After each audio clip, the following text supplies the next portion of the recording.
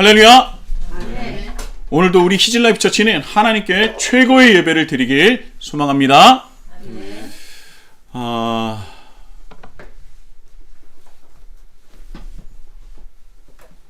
요한복음에서 에고에이미, 예수님을 자신을 스스로 메시아로서 직접적으로 표현하신 것이 7차례가 나온다고 말씀드렸습니다. 에고에이미, 나는 나다, 나는 어떤 사람이다, 어떤 존재다 라고 하는 에고에이미를 요한복음에서 7차례 말씀을 하신 것이 기록되어 있습니다. 6장 35절에 나는 생명의 떡이다. 8장 12절에 나는 세상의 빛이다. 그리고 10장 7절 9절에 나는 양의 문이다. 그리고 오늘 본문인 10장 11절에 나는 선한 목자라. 11장 25절에 나는 부활이요 생명이니. 14장 6절에 나는 길이요 진리요 생명이니. 그리고 마지막 일곱 번째는 15장 1절과 5절에서 나는 참 포도나무라 라고 에고에이미로서 자신을 스스로 메시아임을 직면하시고 표현하셨습니다. 그 중에서 이 요한복음 10장은요 그 의미가 남다릅니다. 왜냐하면 에고에임이라는 그런 말씀을 연달아 말씀을 하셨기 때문입니다. 7번 말씀하신 것 중에 10장에서 2번이나 언급을 하신 것입니다. 그래서 이 목자에 관련한 이 말씀을 예수님께서 굉장히 중요하게 여기고 무게감 있게 다루셨구나라는 것을 우리는 알 수 있는 것입니다. 그런데요, 이 왕이나 지도자들을 목자로 표현하는 것은 이스라엘뿐만이 아니었습니다. 고대 수메르 문명부터 바벨론 제국까지 이 왕이나 지도자들을 목자로 표현하는 것이 표현한 문헌들이 다수 발견됩니다. 예수님 당시에는 그나마 큰 규모는 아니었지만 작은 목장을 운영하는 사람들도 있었습니다. 그러나 대부분 이 목축업을 하는 분들 같은 경우는 유목생활을 하기 때문에 이 유목생활을 하는 그 대부분의 사람들이 유목생활을 하는 이들에게 가장 지도자나 왕을 표현할 때 어떻게 표현하는 게 좋을까? 바로 목자라는 그 표현을 하면은 가장 적합하지 않을까? 그래서 이 고대 문명부터 그 제국에까지, 바벨로니아 제국에까지 정말 많은 문헌에서 왕이나 지도자를 목자로 표현한다는 거예요. 예수님께서도 우리에게 말씀을 전하실 때 이 당시 앉아있는, 그리고 내 옆에 있고 내 말을 듣는 이에게 가장 편안하고 이해하기 쉬운 말씀으로 그들에게 전하였습니다. 우리들에게는 지금 우리 대한민국의 21세기에 살아가는 우리들에게는 목자라고 하면은 별로 크게 와닿지 않아요. 그러나 이 당시에서는요, 목자라고 한다면 참 지도자, 왕, 사람들이 그렇게 당연하게 생각을 했었을 것입니다. 그런데요, 이 목자라는 이 직업이랄까? 이 목자라는 직업이 매우 위험하고 매우 힘든 직업에 속했습니다. 다윗 또한 어려서 목자, 너무 어렸기 때문에 목동이라고 얘기를 하죠. 그 목자적인 그 삶을 살았다고 기록되어 있지 않습니까? 사무엘상 17장 34절에서 36절까지의 말씀입니다. 다윗이 사울에게 말하되 주의 종이 아버지의 양을 지킬 때에 사자나 곰이 와서 양떼에서 새끼를 물어가면 내가 따라가서 그것을 치고 그 입에서 새끼를 건져내었고 그것이 일어나 나를 해하고자 하면 내가 그 수염을 잡고 그것을 쳐 죽였나이다. 주의 종이 사자와 곰도 쳤은즉 살아계시는 하나님의 군대를 모욕한 이 할례받지 않은 블레셋 사람이리까 그가 그 짐승의 하나와 같이 되리이다. 다윗이 목자로서의 삶을 살아가는데 어떤 일을 경험했다고 했습니까? 맹수들이 양을 물어가는 일들이 있었다는 거예요. 그런데 맹수의 입장을 한번 대어 봅시다. 양처럼 사냥하기 쉬운 동물이 또 있을까요? 양은요, 이 맹수에게 저항할 수 있는 힘이 단 1도 없습니다. 도망도 제대로 치지 못해요. 이 몸은 뚱뚱할 만큼 뚱뚱한데 발목이 얼마나 가는지, 뛰다가 자기 스스로 발목을 삐는 동물의 유일하게 정말 어처구니 없는 동물이 양입니다. 양이 먹다가 이렇게 갑자기 이렇게 앉아 있잖아요. 너무 많이 먹어서 쉬는 거 아니면 발이 뼈서 넘어져 있는 겁니다. 몸은 뚱뚱한데 발목이 너무 얇아요. 그래서 갑자기 뛰다 보면요, 발목 삐기가 십상입니다. 그러니까 맹수들 입장에서 보통 다른 그 작은 동물들이요, 그 맹수가 없이 천적에 오면은요, 물기라도 해요. 그런데 양은 물만한 이빨도 없습니다. 도망갈 수밖에 없는 거예요. 그러니까 맹수들이 양을 보면 와, 최고다라는 그런 생각을 했을 거예요. 가장 사냥하기가 쉬운 동물이에요. 맹수에게 저항할 수 있는 자신만의 무기가 전혀 없습니다. 맹수처럼 빠르지도 않고 눈이 좋지도 않아요. 천적이 가까이 와서야 천적이 왔구나라고 알 수 있는 동물입니다. 그러니까 맹수의 표적이 되겠죠. 그렇기 때문에 이 목자는, 양을 지키는 목자는 자신만의 무기를 가지고 있었어야 돼요. 지팡이는 물론이고 다윗과 같은 경우는 추가적으로 무슨 무기를 가지고 있었습니까? 이 돌팔매를 가지고 있었잖아요. 이 사무엘상 17장은요, 그 유명한 다윗과 골리앗의 싸움이 기록되어 있는 말씀입니다. 골리앗이 이스라엘을 조롱하며 도발하지만 이 이스라엘 사람들이 이 골리앗을 보자마자 아무도 나서지 못하고 있던 거예요. 그런데 그때 아직 어린 다윗이 사울 앞에 나와서 자신이 골리앗과 싸우러 나가겠다고 하는 말씀입니다. 사울이 당연히 다윗을 말리죠. 말리는 사울 앞에서 자신이 어떻게 지내는지, 목자로서, 목동으로서 어떤 삶을 살았는지, 나는 그저 나약한 그리고 어린 소년만이 아닙니다. 나는 때로는 곰과 사자와 싸웠었던 사람입니다. 그게 바로 목자라는 거예요. 그 말씀이 바로 사무엘상 17장 34절에서 36절까지의 말씀 아닙니까? 목자의 삶이 어떤 삶이에요? 양을 책임지고 보호하며 그들이 좋은 양질의 풀을 먹을 수 있도록 늘 움직여야 하고, 정착하지도 못하고 제대로 된 식사도 하지 못하지만 양들을 위해서 기꺼이 그 시간과 물질과 모든 에너지와 애씀을 투자하고 주는 존재가 바로 목자라는 거예요.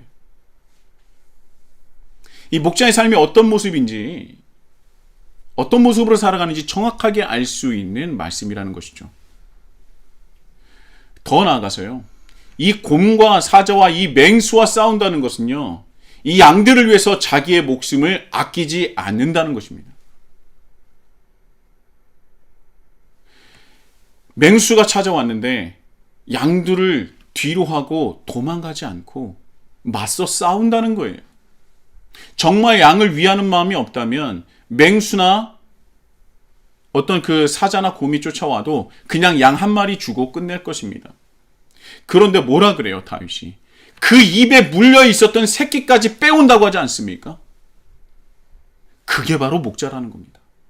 자기의 목숨을 아끼지 않는 것뿐만 아니라 하나하나의 한 마리 한 마리 양을 너무나 사랑하고 너무나 귀하게 여기는 존재가 목자라는 거예요. 그렇기 때문에 고대 문명으로부터 이 왕이나 지도자를 목자로 비유했습니다. 그러나 실상은 달랐죠. 백성이 원하는 왕의 모습은 목자지만 실제로 왕이나 지도자의 모습은 목자가 아니었습니다. 이 목자와 원래 그 양은요, 절대적인 신뢰 관계예요. 그래서 하나님과 우리의 관계를 목자와 양의 관계로 표현하는 것 아닙니까? 양은요, 자신의 목자의 지팡이 소리를 정확하게 구분합니다. 다른 사람이 와서 목자 행세를 한다고 해서 절대 따라가지 않아요.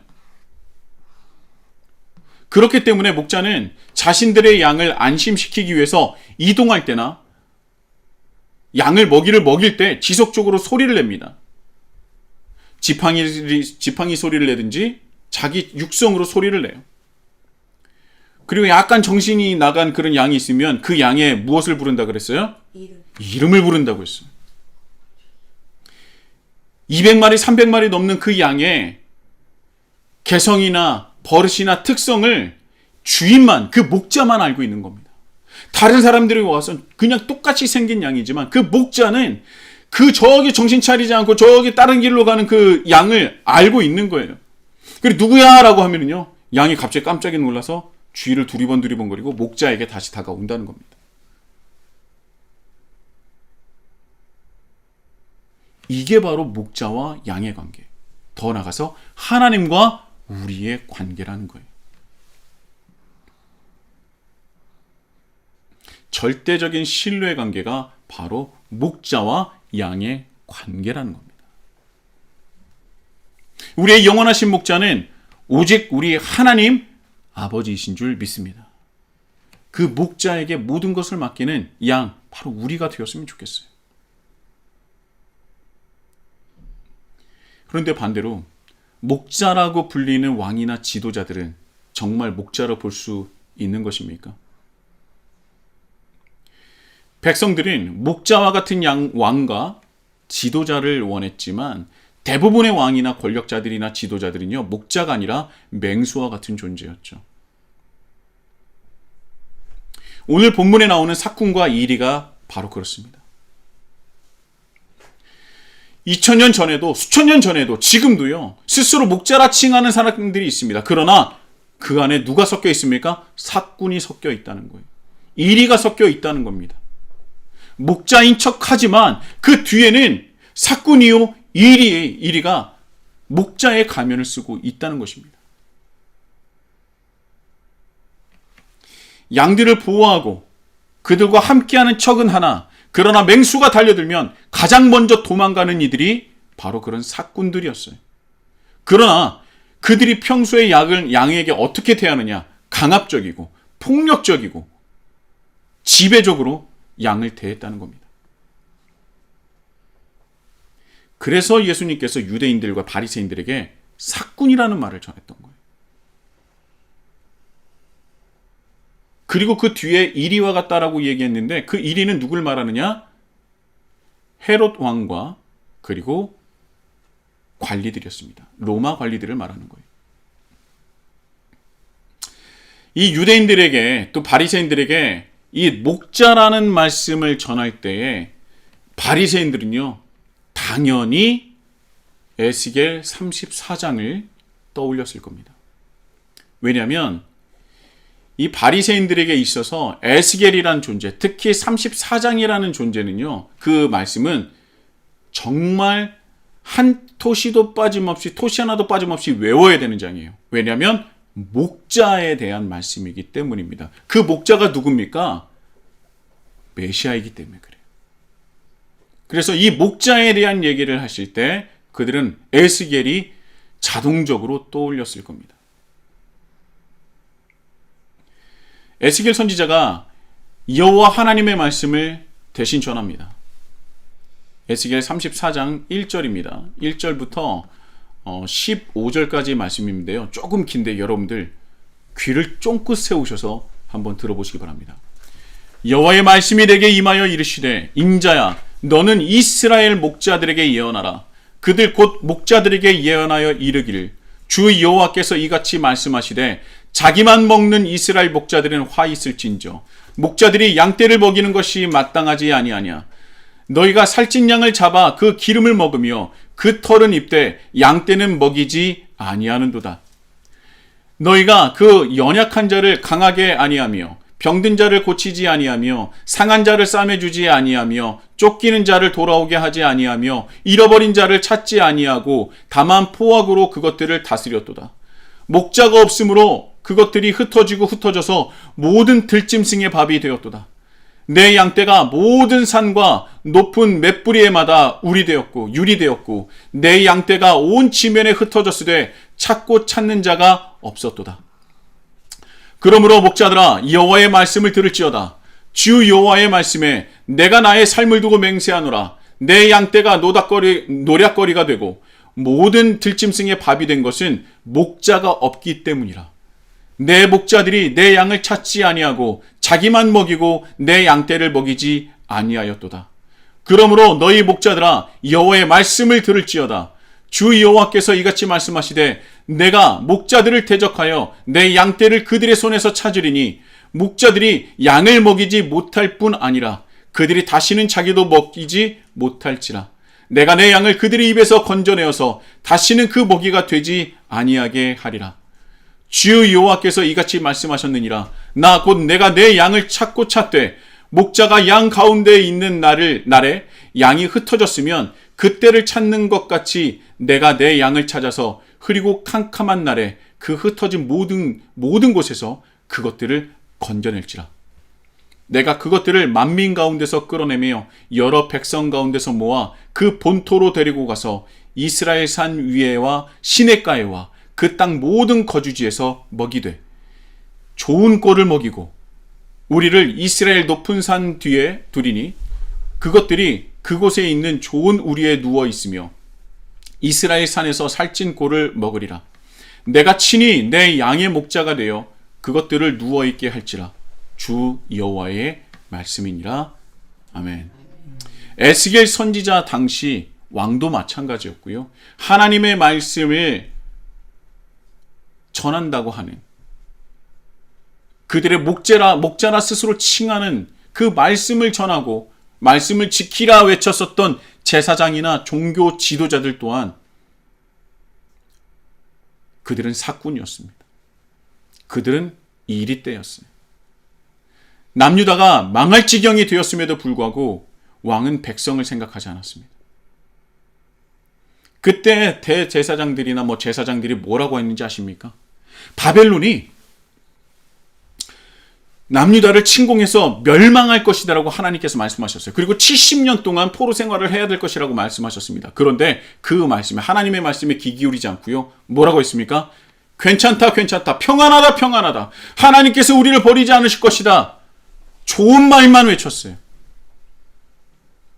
이미 그 땅이 다시 되살림이 불가능할 정도로 처참히 무너졌습니다. 양떼를 먹이지 않았어요. 그들을 보호하지도 않았습니다. 하나님의 뜻을 구하지도 않았고 하나님의 뜻을 이루지도 못했습니다. 왕과 지도자들이 그랬어요. 그런데 그들이 하나님의 말씀에 귀 기울이지 않고 괜찮다, 괜찮다, 평안하다, 평안하다, 하나님께서 이 성전에 계신 하나님께서 우리를 버리지 않을 것이고 우리와 함께 하실 것이다. 그리고 오히려 70년 동안 포로 생활을 해야 되겠다는 하나님의 말씀을 전하는 예레미야나 에스겔이나 여러 선지자들을 겁박하고 협박하고 때로는 죽이고 그들을 가둬놨던 겁니다. 그들 입술에 나오는 모든 말씀들은요, 아주 좋아요. 평안하다, 평안하다. 하나님께서 우리와 함께 계실 것이다. 괜찮다, 괜찮다. 하나님이 우리를 지켜주실 것이다. 그런데요, 그들이 그렇게 말하면서 하나님의 성전에서 무엇을 한지 아십니까?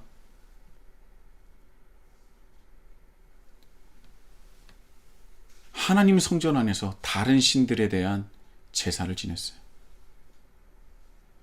그리고 제사를 드릴 제물을 구하기 위해서 백성들을 지속적으로 쥐어짜고 또 쥐어짰습니다. 나라가 망해가고 있는 것 자체도 백성들에게는 힘든 일이었지만 그들을 가장 힘들게 한 것은 바벨론이 아니라 바로 왕과 제사장들, 그 나라의 지도자들이었다는 것입니다. 그래서 에스겔 선지자는요, 하나님의 말씀을 전하면서 사꾼 목자들은 사라질 것이고 장차 메시아인 목자가 나타나서 우리를 다시 새롭게 인도하여 주실 것을 하나님의 말씀을 그대로 선포하였습니다. 그래서 그들이 기다렸던 존재가 누구예요? 목자였던 거예요. 목자를 기다리고 있습니다. 그래서 그 앞에서 예수님이 에고에임이 뭐라고 말씀하십니까? 나는 선한 목자다. 그런데 나는 선한 목자다라고 하는 이 말씀을 전하시면서 우리는 주목해야 되는 말씀이 하나 있어요. 뭐냐면 정관사입니다. 지속적으로 정관사를 계속 말씀하시면서 강조하셨어요. 그게 무슨 말씀이냐? 바로 그것이 무슨 뜻이냐? 내가 바로 그 목자다라는 거예요. 누가 말한 목자예요? 에스겔이 말한 그 목자가 바로 나다. 그래서 그것을 정확하게 말씀하기 위해서 호라는 정관사를 붙여서 내가 바로 그 목자다 라고 말씀하신 게 요한복음 10장에 나와 있는 에고엠이 나는 선한 목자다 라는 말씀이라는 겁니다. 에스겔 34장에 예언된 그 목자가 바로 나라는 거예요. 나 자신이라는 겁니다. 너희들이 스스로 목자라 칭하고 있지만 제가 지지난주에 말씀드렸죠. 정말 많은 바리새인들과 그리고 권력의 정점에 있는 제사장들과 산헤드린 공회원들이 있었는데 그들을 지지하고 그들을 쫓아다녔다는 군중이 있었다는 기록이 전혀 없다 그랬죠. 지난번 설교 때 이 말씀을 드렸습니다. 왜 그들이 예수님을 그토록 죽이고자 했는지. 그들은 권력은 가졌지만 누구의 지지는 받지 못했어요? 백성들의, 이스라엘 민족들의 지지를 받지 못했습니다. 그런데 예수님은요, 자기들이 보기에 아무것도 아닌 존재인데 수만 명이 예수님을 따르는 겁니다. 수많은 군중들을 예수님을 따르는 그 군중들을 함께 데리고 돌아다니셨던 거예요.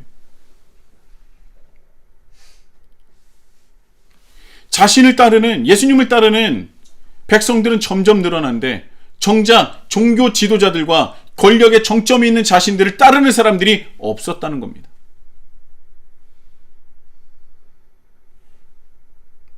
사꾼이에요.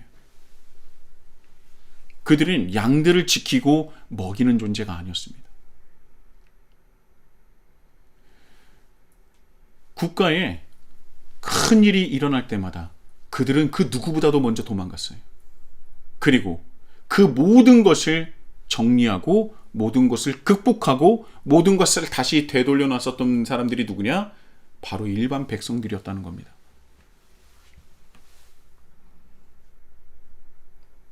예수님께서 말씀하시는 거예요. 이 정말 많은 백성들이 왜 나의 음성에 반응을 하는지 그 이유가 무엇인지 아느냐?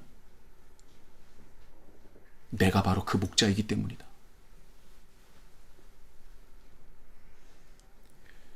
나는 이들을 위해서, 이들의 목숨을 구원하기 위해서 내 목숨을 던지려 온 자다. 나는 이들을 먹이고 보호하는 것뿐만 아니라 뭐라고요? 이들의 생명을 다시 회복시키기 위해서 내 목숨을 던지러 온 자가 바로 나다. 그것이 바로 선한 목자다. 자칭 목자라 칭하던 종교 지도자들이나 권력 정점에 있는 그들은요, 양들인 백성을 돌보지 않았어요. 그들의 굶주림, 그들의 아픔, 그들의 고통을 보고도 듣지도 관심도 없었습니다. 그래서 예수님이 마가복음 6장 34절에 이렇게 말씀하시는 거예요. 목자 없는 양 같음으로 인하여 불쌍히 여기사 이에 여러 가지로 가르치시더니.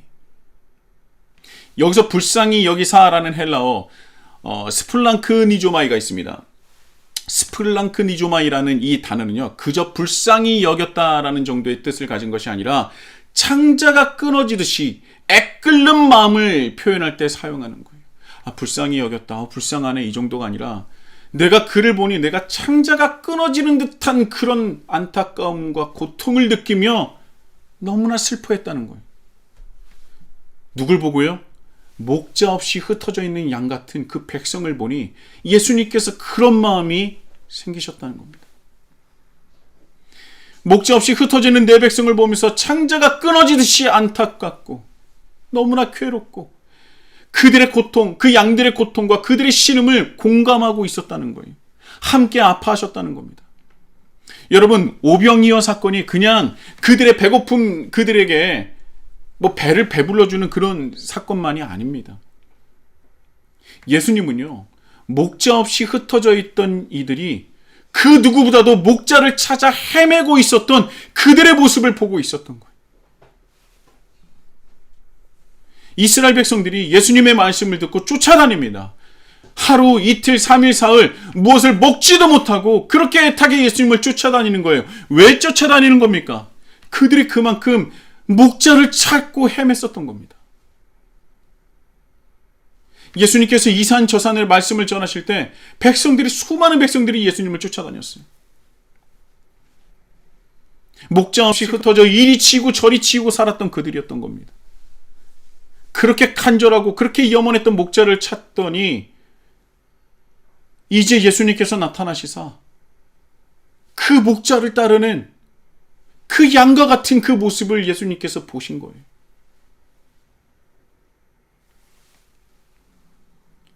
그들이 그렇게 굶주리면서도 불구하고 예수님을 쫓아다녔던 것. 정말 양 같은 모습 아닙니까? 목자의 음성과 목자의 그 지팡이 소리에 그것을 기뻐하며 신뢰하며 그를 쫓아가는 그 양들. 돌아봤더니 그들의 너무나 고통스러움과 아픔을 느끼고 또한 배고픔을 공감하신 거예요. 그래서 오병이어를 일으키신 겁니다.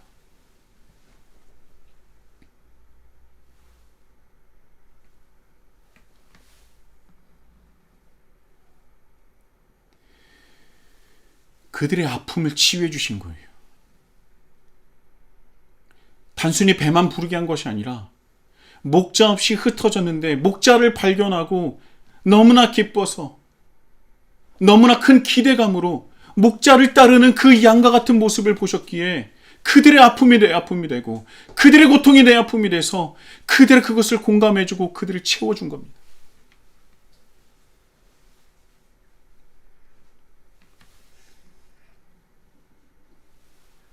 우리의 목자이신 예수님을 이 시간 다시 한번 발견하고 목자이신 예수님을 쫓으시는 우리 히즐라이프 처치가 되시길 예수님의 이름으로 축복합니다. 저는요, 한국 교회를 보면서 하나님 나라가 이 교회로 인해서 확장되고 든든히 세워져 나가는 것을 보기도 하지만 오히려 교회 때문에 하나님 나라가 훼손되는 것을 보곤 합니다. 세상이 어지러울수록 사꾼이 넘쳐나는 것은 어찌 보면 당연한 것일지도 모르겠습니다. 여러분, 사꾼과 선한 목자를 구분하는 방법은요, 무엇이 있겠습니까? 바로 오늘 말씀을 보면 우리는 알 수 있어요. 사꾼과 선한 목자는 겉으로 봐서는 우리가 정확하게 알 수 없습니다. 그러나 우리가 선한 목자를 구분하고 분별할 수 있는 방법은 자기 희생에 있다고 생각합니다. 자기 일을 희생하는 척은 할 수 있습니다. 그런데 희생하는 척하면서 뒤로 돌아서 자기의 이익을 정말 추구하고 있다면 사꾼이에요. 그 목자가 아닙니다. 왠지 아십니까? 예수님은 희생하실 때, 우리를 위해서 희생하실 때 단 하나의 대가를 바라지 않으셨습니다. 그저 사랑하고 그저 자기 목숨을 내어 주신 것입니다. 오늘 본문 15절과 17절입니다. 내 아버지께서 나를 아시고 내가 아버지를 아는 것 같으니 나는 양을 위하여 목숨을 버리노라. 내가 내 목숨을 버리는 것은 그것을 내가 다시 얻기 위함이니 이로 말미암아 아버지께서 나를 사랑하시느니라. 선한 목자는요, 양들을 위해서 자기 목숨을 내어줍니다. 기꺼이 내어줍니다. 아무 대가 없이 양들을 보호하기 위해서 자기 목숨을 내어줍니다. 자기 이익을 위해서 목숨을 내놓는 척하는 것이 아니라는 거예요. 진심으로 양을 아끼기 위해, 그들을 보호하기 위해서 맹수를 향해서 자신만의 무기를 가지고 나아가는 겁니다. 그리고 예수님께서 가지신 무기가 뭐였어요? 자기 희생, 사랑이었습니다. 여러분, 천지 창조할 때, 사람을 창조하실 때 특별한 말씀이 있었죠. 흙으로 사람을 빚고 그 다음에 어떤 행동을 취하셨습니까?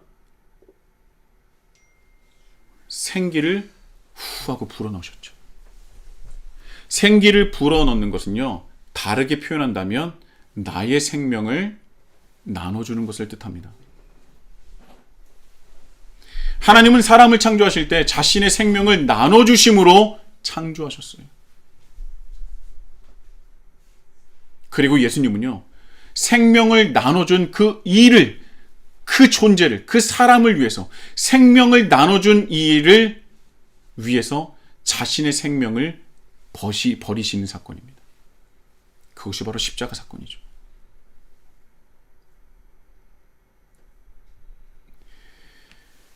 태초에 하나님께서 인간들을 창조하실 때 자신의 생명을 나눠주셨습니다.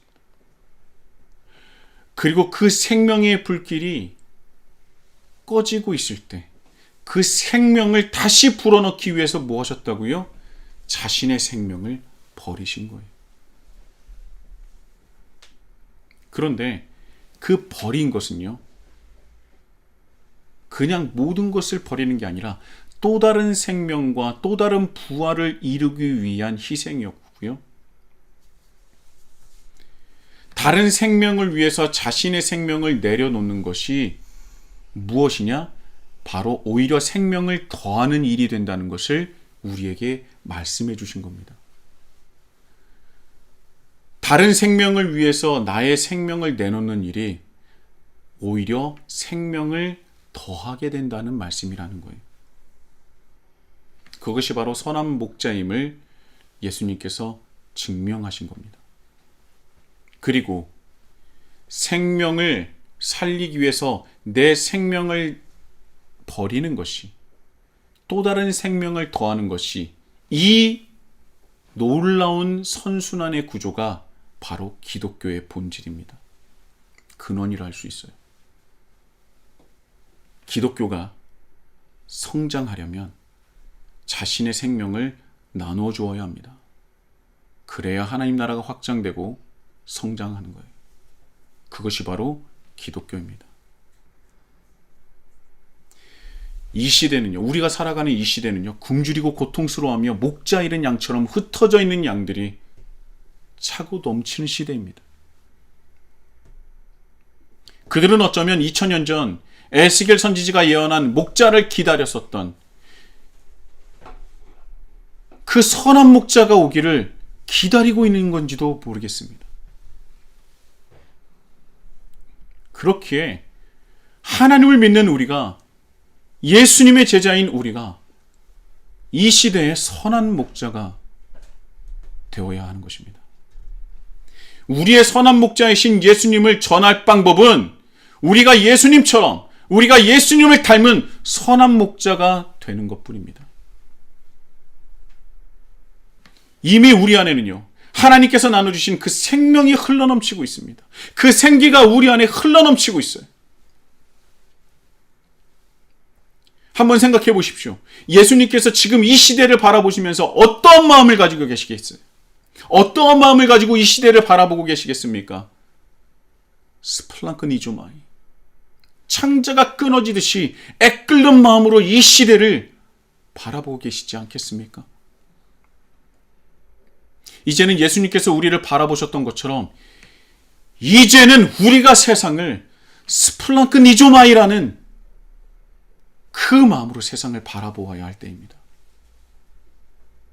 창자가 끊어지듯이 애끓는 마음으로 이 세상을 바라보고 공감하여서 우리 안에 생기를 불어넣어 주신 하나님의 생명이 우리 안에 있으니 이제는 하나님의 생기와 그 생명을 나누어 주어야 되는 그런 존재가 되어야 된다는 것이죠.